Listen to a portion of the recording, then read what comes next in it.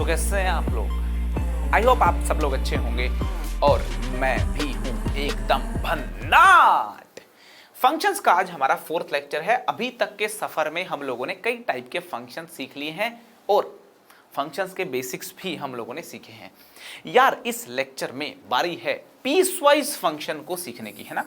इस लेक्चर में हम देखेंगे पीसवाइज फंक्शंस क्या होते हैं।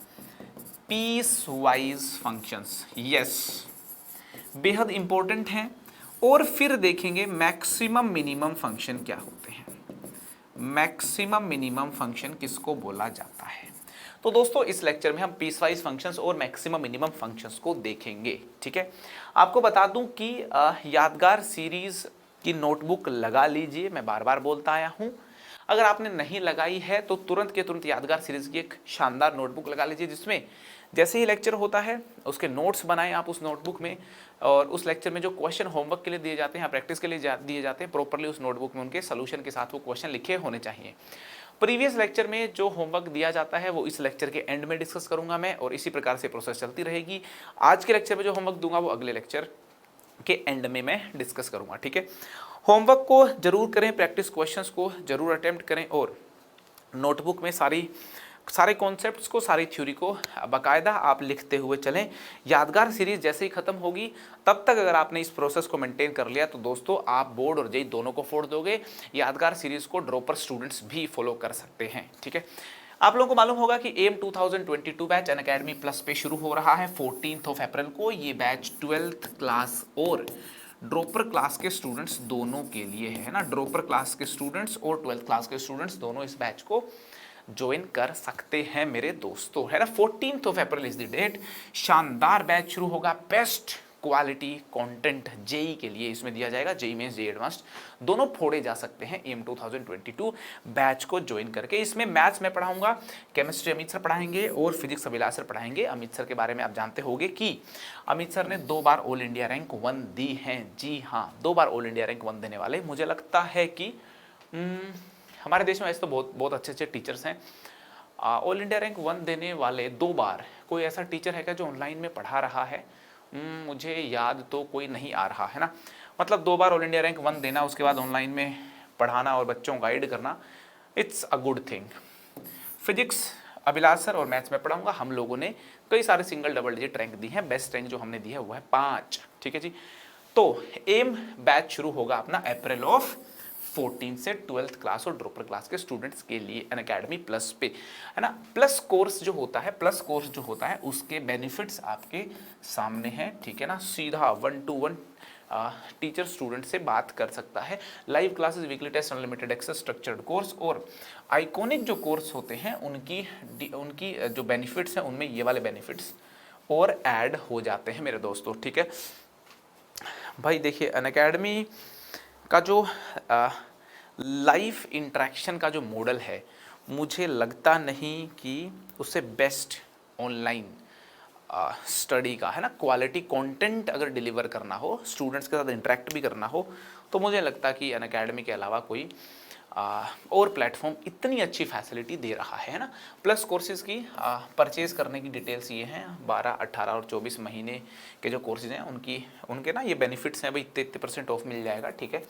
और यार अमन मैथ्स कोड यूज़ करने पे मैक्सिमम डिस्काउंट मिलेगा। अमन मैथ्स कोड अगर अपन यूज़ करते हैं तो मैक्सिमम डिस्काउंट अपने को मिलेगा, ठीक है। और आइकॉनिक कोर्सेज में भी अमन मैथ्स कोड यूज़ करने पे अपने को मैक्सिमम डिस्काउंट मिलेगा, ठीक है। अब ये मिलेगा तो मिलेगा भाई, मिलेगा तो मिलेगा, ठीक है। यहाँ पे ये बता दूँ मैं आपको, एम जो कोर्स है, एम कोर्स और जो प्लस कोर्सेज हैं उनके अपने बेनिफिट होते हैं, ठीक है। और यादगार जो कोर्स है भाई, वो तो कोर्स है ही यूट्यूब पे अवेलेबल है, पूरा कोर्स होगा, कंफ्यूजन कहीं नहीं होनी चाहिए, ठीक है ना, है ना। यादगार कोर्स के क्या है, मतलब क्या पॉजिटिव्स हैं यादगार कोर्स के? पॉजिटिव क्या है? पूरा कोर्स होगा, शानदार कंटेंट, कंप्लीट कंटेंट होगा, है ना। प्रैक्टिस उसके अंदर इंक्लूडेड होगी। और यादगार कोर्स में और क्या होगा, सिंप्लीफाइड तरीके से कॉन्सेप्ट को पढ़ाया जाएगा। भन्नाट पूरा कोर्स होगा यादगार कोर्स, ठीक है। एम बैच के जो एम जो कोर्स है ना उसके मतलब उस वो अनअकैडमी प्लस प्लेटफॉर्म पे होगा, तो उसमें भी लाइव क्लासेस, वीकली टेस्ट, ये सारे बेनिफिट्स और एक्स्ट्रा बेनिफिट्स हैं जो एड ऑन हो जाएंगे, ठीक है ना। मतलब ये है कि बिल्कुल जो सीरियस स्टूडेंट्स हैं, है ना, हाईली सीरियस फॉर जेई, भाई उन लोगों के लिए एम बैच है, ठीक है। ये होमवर्क के क्वेश्चंस थे, इनको अपन डिस्कस करेंगे सेशन के लास्ट में, है ना, इनको अपन सेशन के लास्ट में डिस्कस करेंगे। अभी चालू करते हैं आज का हमारा topic, that is peace wise function, ठीक है। पीस वाइज फंक्शंस क्या होते हैं, पीस वाइज फंक्शन क्या होते हैं ना, पीस वाइज फंक्शंस क्या होते हैं, ठीक है। सिंपल सा टॉपिक है ना, आपको बेहद इजी लगेगा ये टॉपिक, ठीक है। जैसे एक फंक्शन को ना मैंने यूं लिख दिया है ना, एक फंक्शन देखियो, है ना, एक फंक्शन को देखो आप, एक फंक्शन लिख दिया मैंने यूं करके, एक फंक्शन यूं करके यूं लिख दिया है ना, x if x is greater than equal to 0 and x square if x is less than 0, ठीक है। ये फंक्शन है दोस्तों, ये एक पीस वाइज फंक्शन है, this is an example of piecewise function. इस तरीके के जो फंक्शन होते हैं, ऐसे फंक्शंस को पीस वाइज फंक्शंस बोलते हैं, है ना। This is a piecewise function, है ना। कई प्रकार के, मतलब कई तरीकों के पीस वाइज फंक्शंस हो सकते हैं, ये एक एग्जांपल है पीस वाइज फंक्शन का, है ना। दिस इज एन एग्जांपल, आप इसको देख करके पीस वाइज फंक्शन समझ सकते हो। This is an example of piecewise function, है ना। This is an example of piecewise function. इस फंक्शन को देख करके आप पीस वाइज फंक्शन को समझ सकते हो कि पीस वाइज फंक्शन क्या होते हैं, ठीक है। This is an example of piecewise function, piecewise function का एग्जांपल है। क्यों इसको पीस वाइज फंक्शन बोलते हैं, यहाँ पे यार देखिए, इस फंक्शन का ना मैं डोमेन रेंज ग्राफ तो बनाऊंगा ही, है ना, डोमेन रेंज ग्राफ तो बनाऊंगा ही। आप यहाँ पे ये बताइए कि इस फंक्शन को पीस वाइज फंक्शन क्यों बोलते हैं। ये फंक्शन पीस वाइज फंक्शन इसलिए बोला जाता है क्योंकि इस फंक्शन में दो पीसीज हैं, है ना, डिफरेंट पीसीज अगर हो तो ऐसे फंक्शन को पीस वाइज फंक्शन बोलते हैं। जैसे कि मैंने कहा है कि x की वैल्यू जब ग्रेटर देन इक्वल टू 0 होगी, x की वैल्यू जब ग्रेटर देन इक्वल टू 0 होगी, उन सारे x के लिए हमारा फंक्शन है x की वैल्यू जब ग्रेटर देन इक्वल टू 0 होगी, उन सारे x के लिए हमारा फंक्शन है x। और जब x की वैल्यू लेस देन 0 होगी, जब x की वैल्यू लेस देन 0 होगी, उन सारे x के लिए हमारा जो फंक्शन है वो x स्क्वायर है। मतलब कुछ x के लिए तो फंक्शन की डेफिनेशन कुछ है और कुछ दूसरे x के लिए फंक्शन की डेफिनेशन दूसरी है ना। जब अलग अलग यूं करके x के लिए फंक्शन अपनी डेफिनेशन बदल ले, है ना। पहले फंक्शन x के हिसाब से जा रहा था, फिर x स्क्वायर के हिसाब से जाएगा, है ना। और कुछ समय के बाद मान लो, कुछ x के बाद मान लो किसी और डेफिनेशन के अकॉर्डिंग फंक्शन जो है जाए, तो ऐसे फंक्शन को पीस वाइज फंक्शन बोला जाता है। यहाँ पे हम ग्राफिकली भी इस बात को अगर समझना चाहें तो देखिए, जब x की value greater than equal to 0 है ना, जब x की value greater than equal to 0 है तो फंक्शन हमारा x है, तो x का ग्राफ बनेगा यहाँ पे, है ना। यहाँ पे ग्राफ किसका बनेगा, x का ग्राफ बनेगा, ठीक है। और जब फंक्शन की value x less than 0, negative x है, तो x स्क्वायर का ग्राफ बनेगा, है ना। तो यहाँ पे देख सकते हैं आप, this is the graph of this function, function का जो ग्राफ हुआ ये बन गया हमारा। और ये जो फंक्शन है, इस फंक्शन में ये बात नोटिस की जा सकती है, दो पीसीज हैं, एक ये वाला पीस हो गया और दूसरा पीस ये वाला हो गया, ठीक है ना। दो पीस यहाँ पे हैं। किसी फंक्शन में 3 पीसेज से बना हो सकता है, कोई फंक्शन 4 पीसेज से बना हो सकता है, एंड सो ऑन, ठीक है। इस पर्टिकुलर फंक्शन की डोमेन की अगर बात करें, इस पर्टिकुलर फंक्शन की अगर डोमेन की बात करें, तो डोमेन देखिए यहाँ पे माइनस इन्फिनिटी, एक्स की वैल्यू माइनस इन्फिनिटी से लेकर के और प्लस इन्फिनिटी तक हो सकती है, ठीक है ना। तो डोमेन जो है वो माइनस इन्फिनिटी से प्लस इन्फिनिटी होगी। इस फंक्शन की अगर रेंज देखी जाए, है ना, इस फंक्शन की अगर आप रेंज देखोगे तो रेंज क्या होगी, रेंज देखिए 0 से लेकर के इन्फिनिटी। रेंज बोले तो आउटपुट्स, इसके जो आउटपुट्स हैं वो देखिए 0 से कभी छोटा नहीं होगा, 0 से कभी छोटा नहीं होगा, 0 से infinity. Depending upon the function हम डोमेन और रेंज निकाल सकते हैं। अलग अलग पीसवाइज फंक्शन की अलग अलग डोमेन और रेंज होगी। ऐसा नहीं है कि कोई भी पीसवाइज फंक्शन ले लो उसकी सेम डोमेन या रेंज होगी, ना बाबा ना, ऐसा नहीं होगा, है ना। पीसवाइज फंक्शन आप अलग अलग फंक्शन लेंगे तो उसकी अलग अलग पीसवाइज फंक्शन की अलग अलग डोमेन और अलग अलग रेंज होगी, है ना। अलग अलग पीसवाइज फंक्शन की अलग अलग डोमेन और अलग अलग रेंज होगी मेरे दोस्तों। यहाँ पे देखिए ये वाला फंक्शन लिया था तो इसकी डोमेन और इसकी रेंज मैंने यहाँ पे लिख दी है, ठीक है। समझ में आ गई बात आपको। एक और देखिए, एक और एग्जांपल ले लेते हैं जरा। मैं कहूँ आपको एक फंक्शन लिख देता हूँ मैं, F X is equal to एक फंक्शन ले लेते हैं ना। फंक्शन क्या लें अपन, फंक्शन ले लिया हमने x plus 3 for x less than 0 है ना, लेस देन इक्वल टू 0 है ना, 2 for x greater than 0 less than 1 and x square plus 5 for x greater than equal to 1 है ना, x greater than 0 less than 1 के लिए function 2 है। ये देखिए भाई, ये देखो, this is an another example of piecewise function, ठीक है। यहाँ पे 3 पीसेस से मिलके फंक्शन बना हुआ है ना। कुछ x के लिए फंक्शन ये होगा, कुछ x के लिए फंक्शन ये होगा और कुछ x के लिए फंक्शन ये होगा, ठीक है। This is an another example of piecewise function. This is an another example of another example of piecewise, ये piecewise फंक्शन का एक और एग्जाम्पल है, ठीक है ना। This is an another example of piecewise function, ठीक है। अगर हम इस फंक्शन को ट्रेस करें, अगर हम इस फंक्शन को ट्रेस करेंगे ना, देखिए इस फंक्शन को ट्रेस करेंगे तो देखिए कैसा बनेगा ये। x की वैल्यू जब लेस देन इक्वल टू 0 तो x प्लस 3 है ना, तो x इक्वल टू 0 पे कितना आंसर आ रहा है, 3 आंसर आ रहा है ना। तो x इक्वल टू 0 पे ये हो गया 0,3 हो गया मान लो, ठीक है। x लेस देन 0 पे देखिए x प्लस 3 है ना, ये y equal to x plus 3 ऐसी लाइन होती है। y इक्वल टू ऐसी होती है क्या, नहीं ऐसी थोड़ी होती है। y equal to x plus 3 ऐसी थोड़ी होती है, ऐसी होती है, ऐसी, हाँ। y equal to x plus 3 ऐसी होती है, ठीक है। y equal to x plus 3, ठीक है जी। तो x की वैल्यू जब 0 या उससे छोटी है तो हमारा फंक्शन क्या है, हमारा फंक्शन है x प्लस 3, ठीक है जी। जब x की वैल्यू 0 से 1 होगी तो फंक्शन कांस्टेंट रहेगा, है ना। x की वैल्यू 0 से 1 रहेगी तो फंक्शन क्या रहेगा मेरा, कांस्टेंट रहेगा, 1 रहेगा, ये लो। जब फंक्शन की वैल्यू 0 से 1, जब x 1 होगा है ना, x 1 होगा तो फंक्शन क्या रहेगा हमारा, 0 से 1 तक फंक्शन क्या रहेगा हमारा, कांस्टेंट फंक्शन रहेगा। और x की वैल्यू 1 से जब बड़ी होगी है ना, तो फंक्शन x स्क्वायर प्लस 5 होगा, है ना। 1 से बड़ी होगी तो देखिए x स्क्वायर प्लस 5 होगा, ऐसे करके ये हमारा है x स्क्वायर प्लस 5, है ना। ये वाला बिंदु कौन सा है, x इक्वल टू 1 रखेंगे तो 1,6 पॉइंट से शुरू होगा और यूं करके, ठीक है ना। ये वाला पॉइंट कौन सा है, दिस पॉइंट इज 0,3 एंड ये पॉइंट क्या है, दिस इज 0,2। तो आप देख लें, आपके सामने देखिए फंक्शन का ग्राफ बना दिया है मैंने, ठीक है ना। और इस ग्राफ के आप देखिए 3 पीसीस हैं, एक ये पीस हो गया, दूसरा ये पीस हो गया, तीसरा हमारा ये पीस हो गया, करेक्ट है जी। तो ये जो फंक्शन है दोस्तों, ये हमारा पीस वाइज फंक्शन है ना। क्या है, पीस वाइज फंक्शन है, 3 पीस इस ग्राफ के हैं। आई होप आपको बात समझ में आ रही होगी, ठीक है। डोमेन की बात की जाए इस फंक्शन की, जैसे डोमेन की बात की जाए तो डोमेन तो यार देखिए जो x की वैल्यूज पुट करना जो अलाउड है, माइनस इन्फिनिटी से लेकर के इन्फिनिटी सारी वैल्यू ही पुट कर सकते हैं ना अपन। इसकी जो डोमेन है वो क्लियरली आप देख सकते हो, माइनस इन्फिनिटी से इन्फिनिटी हर x इसमें पुट किया जा सकता है, ठीक है ना। माइनस इन्फिनिटी से लेकर के और इन्फिनिटी हर x इसमें पुट किया जा सकता है।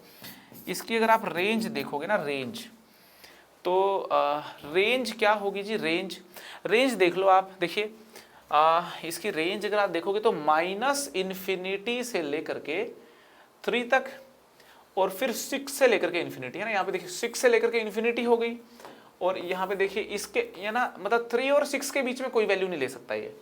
तो इसको देख करके, इसके ग्राफ को एनालाइज करके अपन बोल सकते हैं माइनस इन्फिनिटी से 3, है ना, यूनियन 6 से लेकर के इन्फिनिटी, ये इस फंक्शन की क्या हो गई, ये इस फंक्शन की रेंज हो गई। माइनस इन्फिनिटी से 3 क्लोज्ड यूनियन क्लोज्ड 6 से इन्फिनिटी, ये इस फंक्शन की दोस्तों रेंज हो गई। आई होप आपको समझ में आ गया होगा, है ना। पीसवाइज फंक्शंस में ग्राफ बड़े, मतलब सिंपल पीसवाइज फंक्शन है ये, ठीक है। ग्राफ बड़े इंपॉर्टेंट होते हैं और यहाँ पे देखिए इजीली हमने इस ग्राफ को ड्रॉ कर दिया। क्लियर है आपको, पीसवाइज फंक्शन का पूरा फंडा एकदम क्लियर है जी। अब अपन बात करते हैं मैक्सिमम मिनिमम फंक्शन की, ठीक है। पीसवाइज फंक्शन की कहानी समझ में आ गई है ना। 2 एग्जाम्पल के थ्रू मैंने बता दिया, एक ये वाला एग्जाम्पल यहाँ पे लिखा था, फिर ये एग्जाम्पल लिखा था। आई होप आपको एकदम कंप्लीट अंडरस्टैंडिंग इसकी होगी, है ना। चलिए अब बात करते हैं मैक्सिमम मिनिमम फंक्शन की, ठीक है ना। अब बात करेंगे हम अब बात करेंगे हम मैक्सिमम मिनिमम, है ना, मैक्सिमम मिनिमम फंक्शन की। मैक्सिमम मिनिमम फंक्शन की बात करेंगे, मैक्सिमम मिनिमम फंक्शन की बात करेंगे कि मैक्सिमम मिनिमम फंक्शन क्या होता है। सबसे पहले तो आपको बता दूं कि मैक्सिमम मिनिमम फंक्शन है ना, यूं लिखा जाता है कुछ, F X is equal to M A X. M A X यहां पे लिख दिया एक्स एक्स स्क्वायर, और लिख दिया यहाँ पे आपका एक्स एक्स स्क्वायर, और क्या लिख दिया, 1 लिख दिया, ठीक है। अब ये हमारा मैक्सिमम, इसको मैक्सिमम फंक्शन बोलते हैं। क्या बोलते हैं इसको?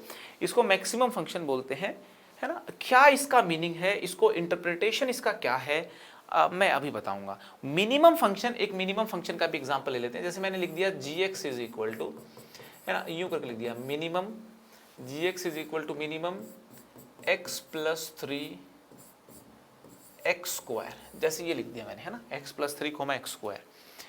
आपको सबसे पहले तो बता दूं कि ये रिप्रेजेंटेशन ऐसे लिखते हैं, मैक्सिमम मिनिमम को यूं लिखते हैं। मीनिंग क्या हुआ यहाँ पे, है ना। पहले मैं इस वाले फंक्शन को डिकोड करता हूं, इसका मीनिंग यहाँ समझने की कोशिश करते हैं। इसका मीनिंग ये होता है कि एक्स एक्स स्क्वायर और 1 तीन चीजें हैं, तीनों में मैक्सिमम हमारा आंसर होगी, मतलब मैक्सिमम वाली अपने को लेनी है। अब आप बोलेंगे तीनों में मैक्सिमम कौन होगा, तो यार अलग अलग एक्स पे अलग अलग मैक्सिमम नंबर आपके सामने आएगा, है ना। और वो नंबर कैसे डिसाइड किया जाएगा, इसको बिल्कुल समझना इजी हो जाएगा अगर ग्राफिकली समझो आप। मैक्सिमम मिनिमम फंक्शन को दोस्तों अगर ग्राफिकली समझोगे ना तो समझना बेहद आसान होगा। देखिए 1 बाय 1 मैं आपको समझा रहा हूं बात को। सबसे पहले तो क्या करता हूं मैं, बिना कुछ ज्यादा सोचे समझे मैं x का एक्स स्क्वायर का और 1 का ग्राफ बना लेता हूं, है ना। x का जो ग्राफ होता है वैसा होता है, ये बना दिया मैंने x का ग्राफ, ये बना दिया मैंने y इक्वल टू एक्स का ग्राफ। एक्स स्क्वायर का जो ग्राफ होता है, एक्स स्क्वायर का जो ग्राफ होता है वैसा होता है, ठीक है। 0,1 तक, सॉरी 1,1 तक, ये 1,1 पॉइंट है। 1,1 तक x ऊपर होता है, और 1 के बाद जो x इक्वल टू 1 के बाद फिर एक्स स्क्वायर ऊपर होता है। ये y equal to X square का ग्राफ बना दिया मैंने, ठीक है। और ये जो ग्राफ बना दिया मैंने, ये है y इक्वल टू 1 का ग्राफ, ठीक है, y इक्वल टू 1 का ग्राफ। तो दोस्तों यहाँ पे देखिए मैंने तीनों को यहाँ कंपेयर कर रहा हूँ, है ना। यहाँ पे तीन चीजें लिखी हुई हैं, एक तो y इक्वल टू एक्स लिखा हुआ है, एक एक्स स्क्वायर लिखा हुआ है, और एक 1 लिखा हुआ है। मैंने तीनों का ग्राफ बना दिया, और फंक्शन कहता है कि तीनों में मैक्सिमम कौन होगा। यहाँ पे बात को ध्यान से समझें, फंक्शन कहता है तीनों में मैक्सिमम कौन होगा। अब मैं आपको कह रहा हूं कि तीनों में मैक्सिमम देखना है, तो देखिए जब मैंने x की वैल्यू यहां से लेनी शुरू करी तो कुछ दूरी तक तो ये मैक्सिमम था। अब तीनों में कंपेयर कर लो, इसमें कंपेयर कर लो, इसमें कंपेयर कर लो, इसमें कंपेयर करो, तीनों में कंपेयर करोगे, तीनों में कंपेयर करोगे तो कुछ दूरी तक कौन सा था, ये जो यहां पे देखिए, यहां तक की बात कर रहा हूं मैं, ये हमारा मैक्सिमम था। और इसके बाद फिर ये मैक्सिमम हो गया, ये बात समझनी है। इसमें और इसमें, इन तीनों में अगर कंपेयर करें तो ये वाला मैक्सिमम पे है, ऊंचे पे है, और इसके बाद फिर देखिए ये हमारा मैक्सिमम हो गया। तो कुल मिलाकर के दोस्तों अगर डिकोड करते हैं तो ये जो फंक्शन लिखा हुआ है ना, इसका मीनिंग क्या निकलेगा अपना, इसका मीनिंग निकलेगा कि भैया ये क्या है, हमारा एक्स स्क्वायर फंक्शन है, कि इसका आंसर आएगा एक्स स्क्वायर, इसका आंसर आएगा एक्स स्क्वायर। अगर एक्स की वैल्यू हमारी माइनस इन्फिनिटी से लेकर के, अगर एक्स की वैल्यू हमारी माइनस इन्फिनिटी से लेकर के, ये कौन सा होगा, एक्स इक्वल टू -1, है ना। -1 पे ये 1 होता है, इसके साथ मिलता है, ठीक है ना। This point is -1,1, this point is -1,1, ठीक है। तो x equal to minus infinity से -1 तक एक्स स्क्वायर, और 1 से लेकर के इन्फिनिटी तक भी एक्स स्क्वायर मैक्सिमम है। तो this is equal to X square if x is from minus infinity through -1। अच्छा, इस वाले फंक्शन को भी डिस्कस करते हैं एक बार, है ना, इसको आगे डिस्कस करते हैं एक बार, अभी रब कर देता हूं इसको। माइनस इन्फिनिटी से -1 यूनियन 1 से इन्फिनिटी, जब x की वैल्यू माइनस इन्फिनिटी से -1 और 1 से इन्फिनिटी होगी तो मेरा मैक्सिमम एक्स स्क्वायर रहेगा। और अगर x की वैल्यू मेरी -1 से 1 होगी, है ना, अगर x की वैल्यू मेरी -1 से 1 होगी, है ना, -1 से 1 होगी। अब यहाँ पे क्लोज ब्रैकेट लगा दी तो यहाँ पे ओपन लगा देता हूँ। उस केस में y = 1 मेरा मैक्सिमम है, ठीक है ना। तो यहाँ पे ये जो मैक्सिमम ऑफ x, x², 1 जो है ना, इसका मीनिंग ये हो गया, ये एक पीसवाइज फंक्शन हमारा f(x) फंक्शन है। क्लियर बात समझ में आ रही है। मैंने क्या किया, मैंने तीनों के ग्राफ बना लिए है ना, तीनों फंक्शंस के ग्राफ बना लिए। तीनों फंक्शंस के ग्राफ बनाने के बाद कुछ समय तक तो मेरा x² मैक्सिमम है, फिर कुछ समय मेरा 1 मैक्सिमम है, और फिर कुछ x के लिए फिर से x² मैक्सिमम है। कहाँ कहाँ कौन मैक्सिमम आंसर देगा, किस x पे कौन मैक्सिमम आंसर देगा, वो बातें मैंने यहाँ पे लिख दी हैं। आई होप आपको ये बात समझ में आ गई कि मैक्सिमम ऑफ x, x², 1 को इंटरप्रेट कैसे करेंगे।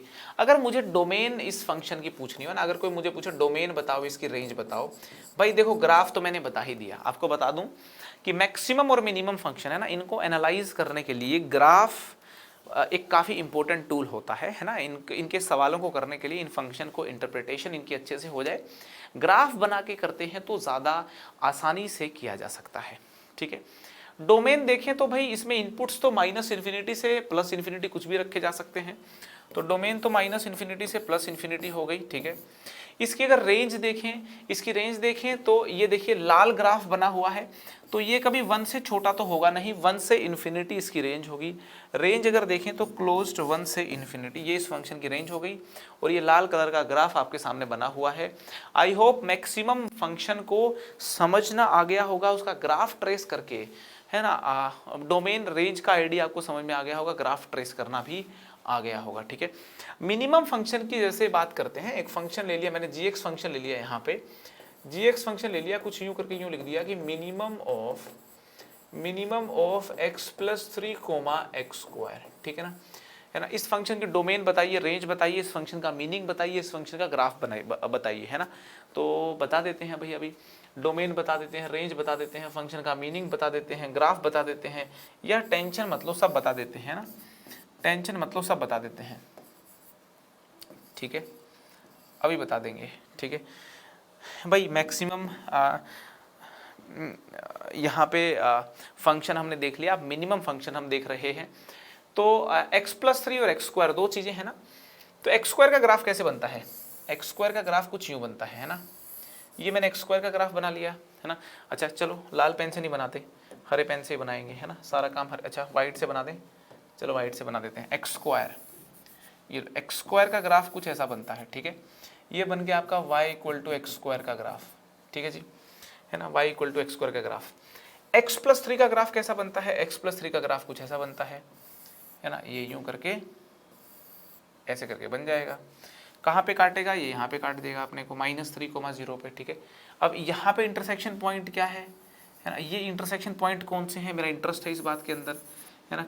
कौन सा x होगा यहाँ पे, है ना, ये कौन सा x है ना, ये बात जानना अपने को ज़रूरी है।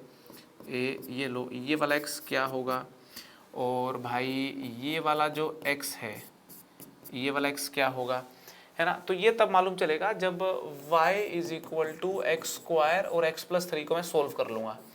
मैं ये देखना चाहता हूँ, यहाँ पे देख लेते हैं, मैं ये देखना चाहता हूँ कि x² एंड x + 3 बराबर कहाँ पे होते हैं ना, x² एंड x + 3 बराबर कहाँ पे होते हैं। तो चेक करके देखते हैं, -1 ± b² - 4ac/2a, है ना, b² -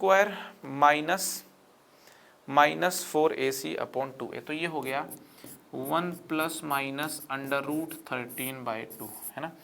ये x हो गया आपका 1 - √13/2, और ये हो गया 1 + √13/2, ठीक है।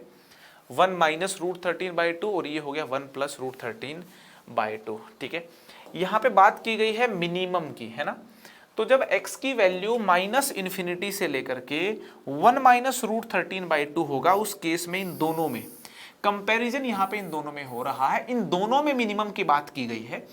तो जब x की वैल्यू -∞ से लेकर के 1 - √13/2 होगी, उस केस में ये वाली जो ब्रांच है, ये वाली जो ब्रांच है, ये यहाँ पे देखिए, ये मिनिमम आंसर देगी आपको, ठीक है। और जब x की वैल्यू 1 - √13/2 से 1 + √13/2 है, उस केस में अपने को ये मिनिमम मिलेगा, है ना, यहाँ से यहाँ तक देखिए ये मिनिमम मिला अपने को, ठीक है। और इसके बाद जो है फिर वापस से ये वाला हमें मिनिमम देगा, ठीक है। तो यहाँ पे देखिए लाल कलर से मैंने जीएक्स का ग्राफ बना दिया। अगर कोई जीएक्स का ग्राफ पूछेगा ना, जीएक्स का कोई ग्राफ पूछेगा तो लाल कलर से मैंने जीएक्स का ग्राफ बना दिया है ना। मीनिंग क्या हुआ जीएक्स का? जीएक्स का मीनिंग ये हुआ कि जब x की वैल्यू माइनस इन्फिनिटी से, जब x की वैल्यू हमारी माइनस इन्फिनिटी से 1 माइनस रूट 13/2, 1 माइनस रूट, देखिए यहाँ पे बल्कि लिख देता हूँ मैं, स्पेस की यहाँ पे थोड़ी कमी है ना, इसको यहाँ पे लिख देता हूँ मैं, है ना। मीनिंग क्या हुआ भाई जीएक्स का? देखिए मीनिंग यहाँ पे क्या हुआ बता देता हूँ आपको, है ना। मीनिंग यहाँ पे हुआ कि जीएक्स जो हमारा है वो x+3 होगा। जीएक्स हमारा x+3 होगा if x is from minus infinity से 1 minus root 13/2 union 1 plus root 13/2 से इन्फिनिटी, 1 प्लस रूट 13/2 से इन्फिनिटी। और जीएक्स हमारा होगा x² जीएक्स हमारा होगा x² if x is from 1 minus root 13/2 से लेकर के 1 माइनस रूट 13/2 से लेकर के 1 प्लस रूट 13/2, ठीक है ना। ये बात अपने को समझनी है ना, ये बात अपने को समझनी है। 1 माइनस रूट 13/2 से लेकर के 1 प्लस रूट 13/2, ठीक है जी। तो जीएक्स फंक्शन का ग्राफ देखिए आपके सामने है ना। डोमेन, जीएक्स फंक्शन की डोमेन अगर लिख दें अपन तो डोमेन क्या होगी? डोमेन तो इनपुट्स होते हैं ना भाई, माइनस इन्फिनिटी से लेकर के देखिए प्लस इन्फिनिटी तक आप कुछ भी रखें इसके अंदर, ठीक है ना। माइनस इन्फिनिटी से लेकर के प्लस इन्फिनिटी तक इस फंक्शन में कुछ भी रखें। रेंज की अगर कोई बात करें है ना, रेंज क्या होगी? तो यार देखिए रेंज तो देखो ये लाइन जब नीचे जाएगी है ना, ये लाइन यूं करके शो करके नीचे चली गई, तो माइनस इन्फिनिटी से लेकर के बढ़ती गई प्लस इन्फिनिटी तक, ठीक है ना। रेंज भी जो होगी वो माइनस इन्फिनिटी से प्लस इन्फिनिटी है ना होगी। हमारी रेंज माइनस इन्फिनिटी से प्लस इन्फिनिटी होगी। आउटपुट जो है वो माइनस इन्फिनिटी से प्लस इन्फिनिटी कोई भी नंबर यहाँ पे आ सकता है।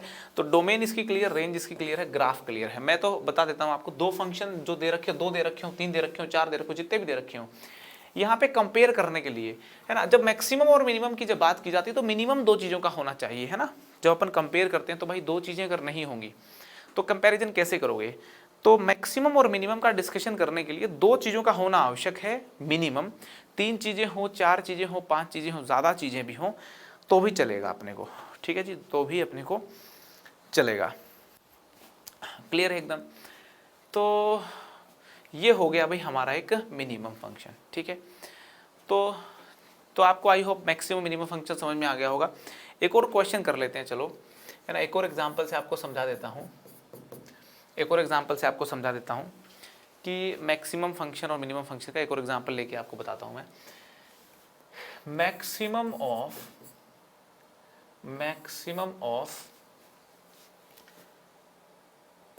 x²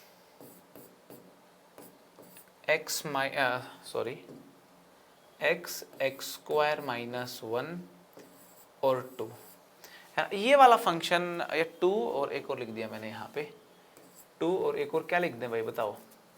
कोई मस्त बता दो ना यार, मस्त बता दो क्या लिखें? माइनस x² प्लस 5 लिख दूँ क्या?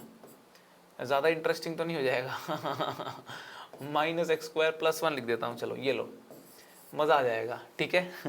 इस फंक्शन को एनालाइज करते हैं, इसका ग्राफ बना देंगे अपन, है ना। डोमेन रेंज बना है ना, इसकी डोमेन बता दो हमें, इसकी रेंज बता दो हमें, इसका ग्राफ ट्रेस कर दो, इसको एनालाइज करके बता दो, है ना। 4 काम कर दो भाई, आप 4 काम कर दोगे तो मज़ा आ जाएगा, ठीक है।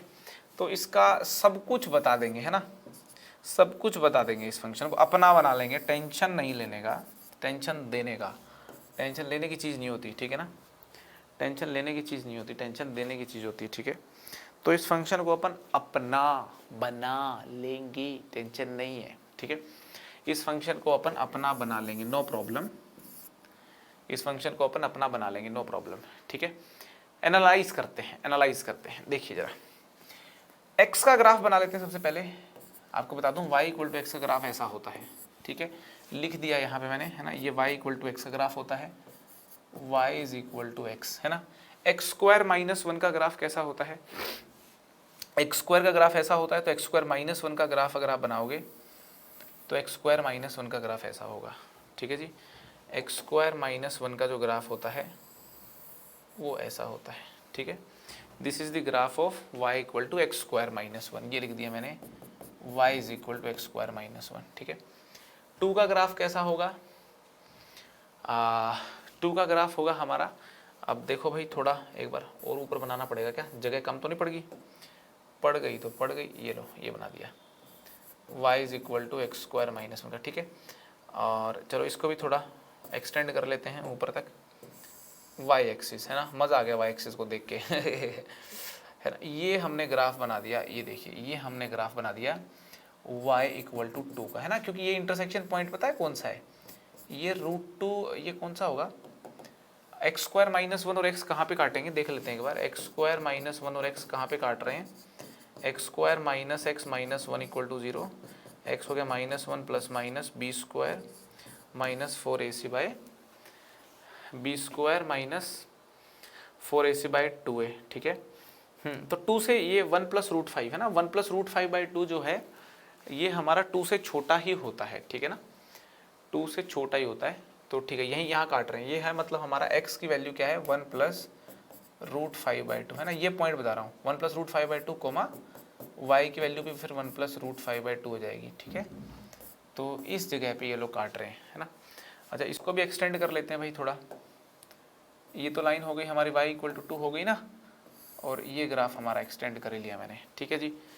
अच्छा अब है minus X square plus one, तो माइनस एक्स स्क्वायर तो देखो ऐसे होता है, बट इसमें +1 जोड़ोगे तो 1 ऊपर चला जाएगा, ये है ना, ये 1 ऊपर चला जाएगा, तो 1 ऊपर जाएगा तो मुझे लगता है ऐसा कुछ सीन बन जाएगा, है ना, minus X square plus one, ऐसा कुछ सीन बन जाएगा यार, ये तो बड़ा ही जादुई फंक्शन हो गया, अब हो गया तो हो गया हो गया तो हो गया, कोई बात नहीं, ठीक है जी। अच्छा minus X square plus one और एक्स स्क्वायर माइनस वन कैसे कब बराबर होंगे, minus X square plus one और एक्स स्क्वायर माइनस वन कब बराबर होंगे देखते हैं, 2x square is equal to, उधर लेंगे 2 हो गया, तो x equal two plus minus one पे बराबर होंगे, है ना। तो ये अच्छा है ना, x equal two plus minus one पे, और माइनस वन जब डालेंगे इसके अंदर, हाँ तो ये एक्चुअली क्या हो रहा है ना, यहाँ पे मैं आपको बताऊँ, ये जो फंक्शन है ना, ये वाला फंक्शन जो है, ये फंक्शन यार यहाँ से पास कर रहा है एक्चुअली, ये यहाँ से पास करके जाएगा, ये बात एक तो क्लियर हो गई, ये बात क्लियर हो गई, ये इस पॉइंट से पास करके जाएगा -1,0 से, ठीक है, और यहाँ पे इस पॉइंट से पास करके जाएगा, ठीक है, ये लो +1,0 पे, करेक्ट है, ऐसा बनेगा, ये बन गया हमारा y is equal to minus X square plus one, ठीक है। आई होप आपको बातें समझ में आ रही होंगी, ठीक है। अब भाई देखो कॉन्सेप्ट समझ में आ गया तो उसके बाद कोई बड़ी बात नहीं है। अब कहा गया है कि ये मिनिमम मैक्सिमम फंक्शन होगा, तो मैक्सिमम की कहानी अगर आप देखोगे ना इन सब में, तो यहाँ तक तो ये टॉप पे चल रहा है, ये कौन सा पॉइंट है भाई, ये कौन सा पॉइंट है, दोनों का इंटरसेक्शन पॉइंट बताइए, अभी के अभी बताइए, अभी बता देते हैं।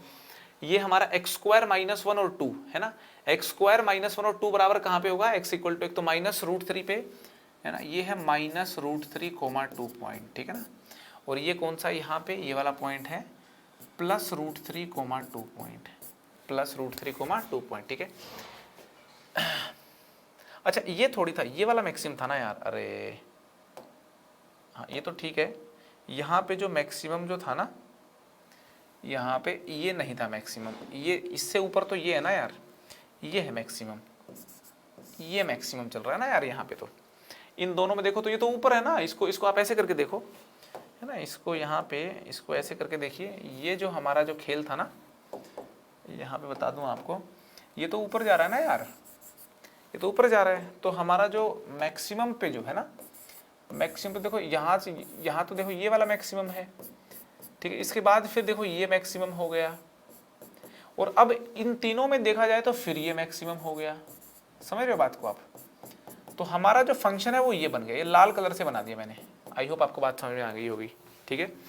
तो हमारा जो फंक्शन है वो बना दिया मैंने, ये वाला, करेक्ट है। तो -∞ से लेकर के -√3, है ना, हमारा जो फंक्शन f(x) है उसको डिफाइन कर देता हूँ यहाँ पे।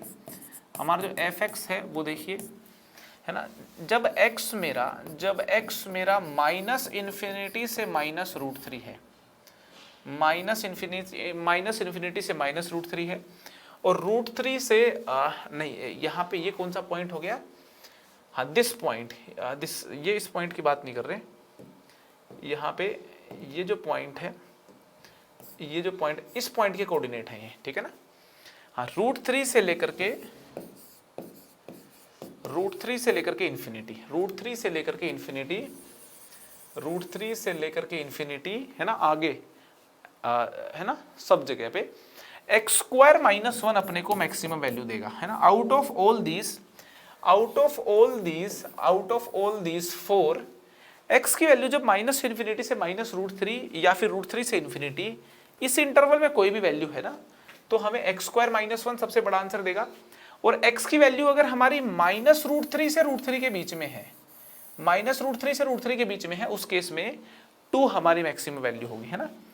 2 हमारी मैक्सिमम वैल्यू होगी if x is from minus root three से लेकर के रूट थ्री। बात समझ में आ गई। अगर इस फंक्शन की डोमेन मुझे लिखनी हो, डोमेन तो क्या है, माइनस इन्फिनिटी से इन्फिनिटी देख लीजिए आप, कुछ भी है, मतलब माइनस इन्फिनिटी से इन्फिनिटी कोई भी नंबर डोमेन रखा जा सकता है डोमेन में। अगर रेंज देखेंगे तो रेंज कितनी है, मतलब 2 से ये फंक्शन कभी छोटा नहीं है, इससे तो ऊपर ऊपर है, तो रेंज देखें तो 2 से इन्फिनिटी है ना, 2 से इन्फिनिटी है, ठीक है जी। ग्राफ बना दिया, एनालाइज फंक्शन को कर लिया है, पूरा ग्राफ बना दिया है, एनालाइज फंक्शन को कर लिया है। बात समझ में आ गई आपको। तो भाई देखिए एकदम सिंपल है, मैक्सिमम मिनिमम फंक्शंस को एनालाइज करना, ग्राफ बनाने पड़ते हैं सबसे पहले, और उसके बाद फिर अपन बता देंगे कि फंक्शन का बिहेवियर कैसा होगा, ठीक है। तो आई होप आपको पीस वाइज फंक्शन समझ में आ गए होंगे, मैक्सिमम मिनिमम फंक्शन समझ में आ गया होगा, ठीक है। इन फंक्शंस का जब हम आगे इस्तेमाल करेंगे तो आपको टेंशन नहीं होनी चाहिए, है ना, किसी प्रकार की टेंशन नहीं होनी चाहिए, ठीक है। क्वेश्चन यहाँ पे लिखा है सोल्व फॉर एक्स, सबसे पहला क्वेश्चन मैं दिया था, सॉल्यूशंस इनके यही बता देता हूँ आपको, ठीक है। सोल्व फॉर एक्स, एक्स के लिए सोल्व करें, ये क्वेश्चन है, ठीक है। तो नंबर लाइन बनानी पड़ेगी सबसे पहले, तो है ना, क्वेश्चन है ये अपना, तो सोल्यूशन बता देते हैं इसका। सबसे पहले नंबर लाइन बनानी पड़ेगी अपने को, ठीक है। तो नंबर लाइन बना देते हैं, माइनस इन्फिनिटी से लेकर के इन्फिनिटी, ठीक है। मॉडुलस एक्स की बात की गई है, तो या क्रिटिकल पॉइंट हो जाएंगे मतलब 1, 4 और 7, ठीक है। 4 और 7 मॉडुलस एक्स की वैल्यू है ना, ये नंबर लाइन मैंने मॉडुलस एक्स के लिए बनाई है, ठीक है। तो 4 और 7 जो है ना, मॉडुलस एक्स की वैल्यू 4 और 7 के बराबर नहीं हो सकती, मॉडुलस एक्स की वैल्यू 1 हो सकती है, तो 1 पे मैंने क्लोज कर दिया, ठीक है जी। हाँ, और ग्रेटर देन 0 होनी चाहिए, तो मॉडुलस एक्स की वैल्यू 7 से बड़ी हो सकती है, 4 7 के बीच में नहीं होगी, और 1 और 4 के बीच में हो सकती है। तो यहाँ से आ गया मॉडुलस एक्स की वैल्यू आ गई 1 क्लोज्ड से 4 ओपन, यूनियन ओपन 7 से इन्फिनिटी। तो जो x की जो पॉसिबल वैल्यूज़ हैं वो होंगी -4 से 4 यूनियन, इसको यूँ लिखेंगे अपन, इधर ले जाते हैं थोड़ा, और यहाँ पे देख करके x को बोल सकते हैं कि माइनस इन्फिनिटी से -7 भी हो सकता है, माइनस इन्फिनिटी से -7 यूनियन -4 से 4, -4 से -1, नोट -4 से 4, -4 से -1 यूनियन 1 है ना, -4 से -1 पे लगा दीजिए, है ना। 1 क्लोज्ड 1 से लेकर के 4 और 7 से लेकर के इन्फिनिटी, ये बात अपने को समझनी होगी, ठीक है ना। तो यहाँ से देखिए मॉडुलस एक्स हमारा 7 से इन्फिनिटी है, तो एक्स माइनस इन्फिनिटी से -7 और 7 से इन्फिनिटी हो गया। मॉडुलस एक्स जब 1 से 4 है तो एक्स मेरा -4 से -1 और 1 से 4 दोनों हो गया, ठीक है। So this is the correct answer of the first question, ठीक है। Find the domain of this function, है ना, इसका सोल्यूशन देख लेते हैं, इसकी डोमेन बतानी थी। कमेंट करके मुझे बताएं, कितने लोगों के होमवर्क वाले सवाल ठीक हुए हैं, ठीक है। तो यहाँ पे अंडर रूट के नीचे है 7 modulus x minus modulus x की पावर 3, ठीक है। तो अंडर रूट फंक्शन की खास बात होती है कि भाई उसके नीचे की चीज़ ग्रेटर देन इक्वल टू 0 होनी चाहिए, ये सिंपल सी बात है ना। रूट अगर किसी फंक्शन में लगा हो, डोमेन की बात करनी हो, तो रूट के नीचे की जो कहानी है उसको ग्रेटर देन इक्वल टू 0 कर दीजिए, ठीक है।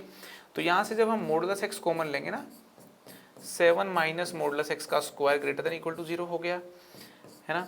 अब जो 7 माइनस मॉडुलस एक्स का स्क्वायर जो है इसको लिख सकते हैं √7 minus modulus X √7 plus modulus X, ठीक है जी, ग्रेटर देन इक्वल टू 0, है ना। फर्दर इसको सोल्व करेंगे तो क्या हो जाएगा, मॉडुलस एक्स इंटू अगर माइनस साइन से मल्टीप्लाई कर दूं तो इसको लिख सकता हूं मॉडुलस एक्स माइनस √7, ठीक है ना। इसको यहां पे लिख दिया मॉडुलस एक्स माइनस √7, ठीक है ना। और यहाँ मॉडुलस एक्स प्लस √7 था ही, दोनों तरफ माइनस से मैंने मल्टीप्लाई कर दिया है ना, दोनों तरफ माइनस से मल्टीप्लाई कर दिया तो ये पलट जाएगा और यहाँ पे साइन चेंज हो जाएगा। इनइक्वालिटी के बेसिक्स हैं भाई, किसी को नहीं मालूम तो इनइक्वालिटी रिवाइज करनी चाहिए, है ना। दोनों तरफ माइनस से मल्टीप्लाई कर दिया तो ये सिचुएशन आ जाएगी, है ना। मॉडुलस एक्स को लेकर के नंबर लाइन बनाते हैं। अब देखो ये पूरी कहानी नेगेटिव होनी चाहिए, है ना। तो मैं कहता हूँ यार दिस इज ऑलवेज पॉजिटिव।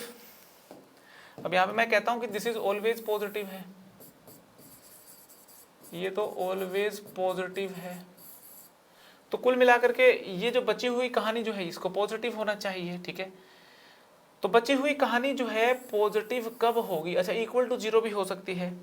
तो वैसे तो देखो नंबर लाइन के बिना भी इसको मतलब सीधा यहाँ पे समझ में ही आ गया अपने को कि ये कहानी जो है ना, एक तो ये समझ में आ गया अपने को कि ये वाली जो कहानी है इसको आपको नेगेटिव होना चाहिए। ये पॉजिटिव हो गई और ये भी पॉजिटिव होती है, मतलब नेगेटिव तो होती नहीं है ना। ये तो पॉजिटिव होती है ना भाई, ये तो इसको तो पॉजिटिव ही होना चाहिए, ठीक है। और इसको हमारा नेगेटिव होना चाहिए, है ना। ये मतलब ये नॉन नेगेटिव होती है ना, नॉन नेगेटिव होती ही है।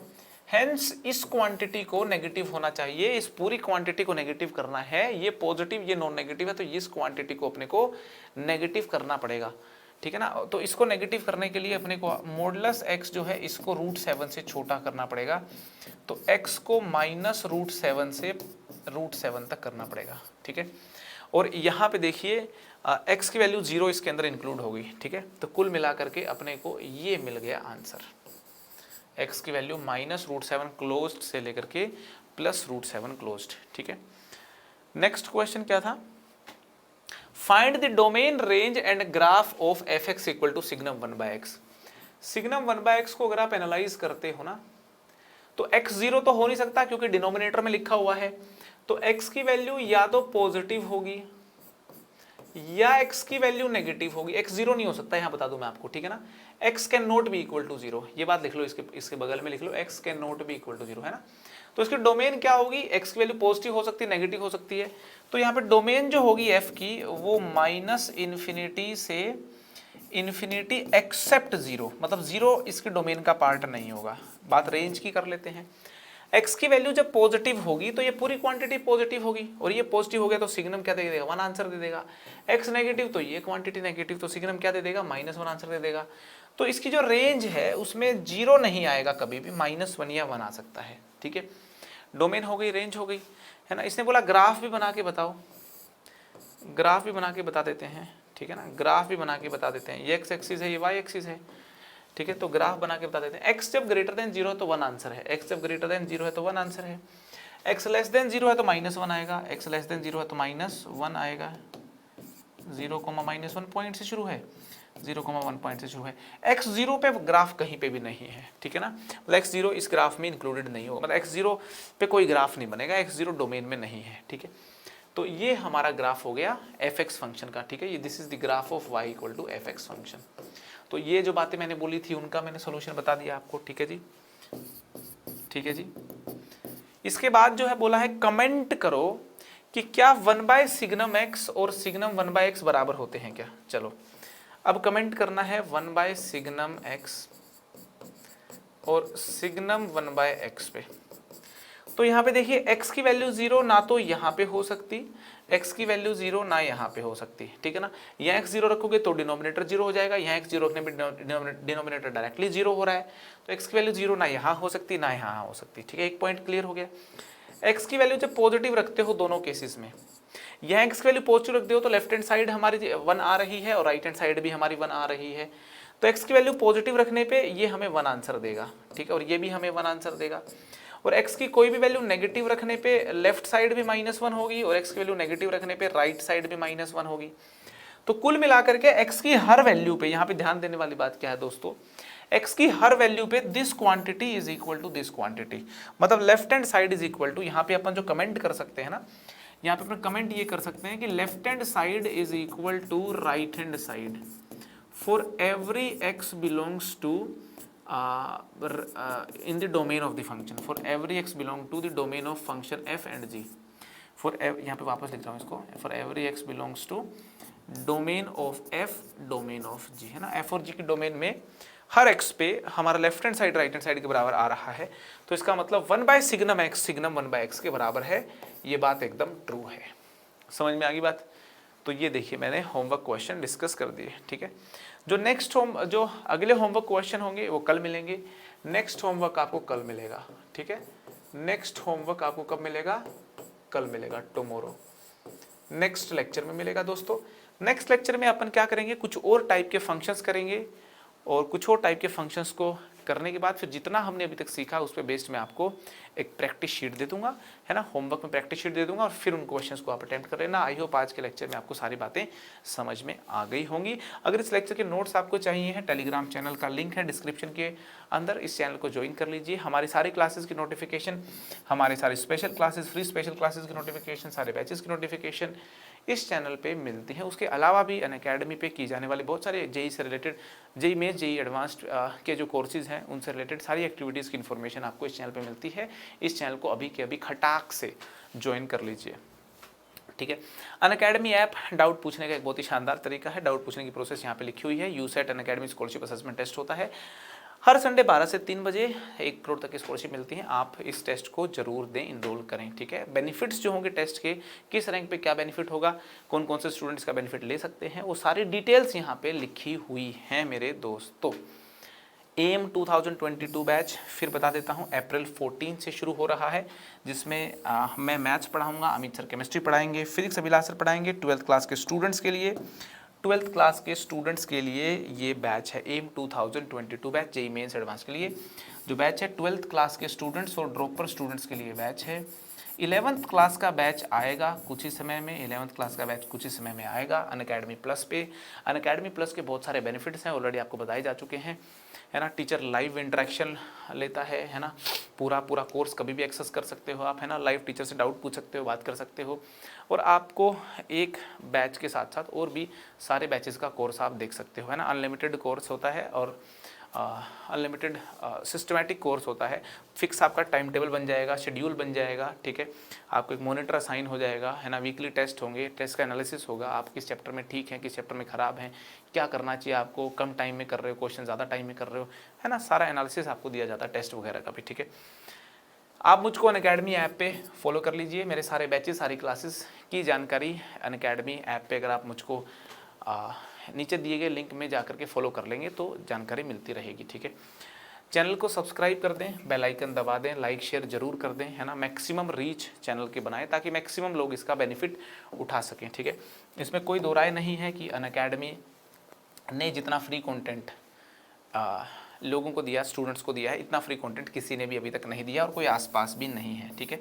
फ्री कंटेंट के मामले में अनअकैडमी को अभी तक किसी ने बीट नहीं किया है और मुझे लगता भी नहीं है कोई कर पाएगा, क्योंकि आप हमारे यादगार सीरीज़ को देख लीजिए कि सीरीज़ में पूरा का पूरा 12th क्लास का कंटेंट हम फ्री देने वाले हैं। और इससे पहले भी अनअकैडमी के बाकी चैनल्स पे हर साल 11th 12th droppers, JEE, NEET और भी अलग अलग डोमेन्स के जो एग्ज़ाम्स हैं सारा कंटेंट जो है फ्री दिया जाता है, ठीक है। अनअकैडमी प्लस पे भी कोर्सेज होते हैं, उनके अपने बेनिफिट्स होते हैं, ठीक है ना, उनके अपने बेनिफिट्स होते हैं।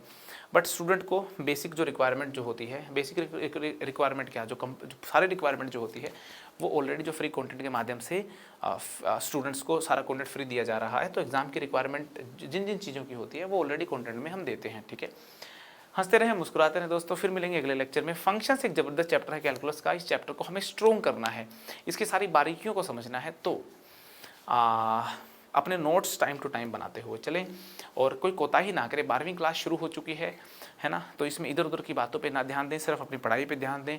ये एक साल आपको सेल्फिश बनना चाहिए, है ना, ये एक साल आपको अपने ऊपर देना होगा। आप एक अच्छे कॉलेज में चले जाएंगे, आपकी एक अच्छे कॉलेज में एंट्री हो जाएगी, तो मुझे लगता है कि आपकी जो नए लाइफ के जो नए फेज़ की जो शुरुआत होगी वो एक शानदार शुरुआत होगी, है ना। अच्छा कॉलेज वर्सेस बुरे कॉलेज में लाइक एक अच्छे कॉलेज और बुरे कॉलेज में बहुत सारे बहुत सारी चीज़ों का फ़र्क होता है। एक अच्छा कॉलेज मतलब इक्वल टू अच्छी लाइफ, है ना। मुझे लगता है एक अच्छा college is equal to a good life.